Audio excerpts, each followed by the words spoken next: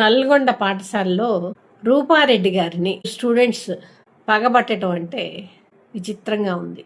ఆ చిన్న మైండ్లో అంత ద్వేషం ఎందుకు పెంచుకున్నారు? $1000 ప్రశ్న.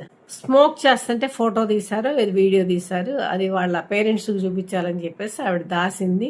దాన్ని తీసుకుందామని చెప్పేసి వచ్చారు అంటున్నారు. నాకు తెలిసినంత వరకు అది తీసుకోవడం కోసం అయితే మాత్రం అంత కక్షతో అన్ని పోట్లు పొడిసి అంత హీనంగా చంపేవాళ్ళు కాదు.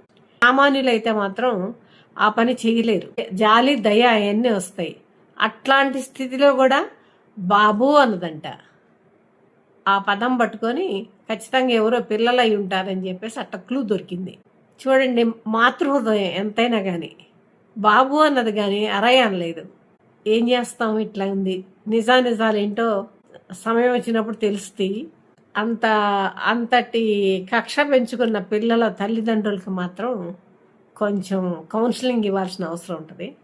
ఆ పిల్లలతో పాటు అసలు జువైనల్ హోమ్ అంటే ఏంటి, జువైనల్ హోమ్లో ఎలా ఉంటుంది, వాళ్ళ జీవన విధానం ఏంటి, ఏదన్నా నేరం చేస్తే వాళ్ళు అనుభవించే శిక్ష ఏంటో కూడా పిల్లలకి తెలియజేయాలి. అంటే ఏముందులే ఇది తీసుకుందాము, 1,00,000 వస్తాయి, అధ్యాత్మం విద్యార్థం అనుకుంటారు. ఎవరికాళ్ళే ఏమనుకుంటారు, ఆధారాలు ఏమీ లేవు, నేను అసలు దొరకను అనుకుంటారు.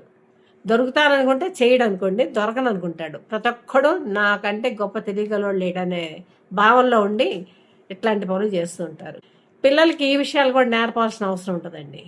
గురుకుల పాఠశాలలో ఇట్లాంటి ఎలా నిర్బంధించి చదివిస్తారో, కొన్ని డిసిప్లిన్స్ ఎలా నేర్పుతారో, ఖచ్చితంగా ఇంటికి ఈ శ్లోకం చదవాలంటే ఆ శ్లోకం చదవాల్సిందే, ఇది యోగా చేయాలంటే యోగా చేయాల్సిందే.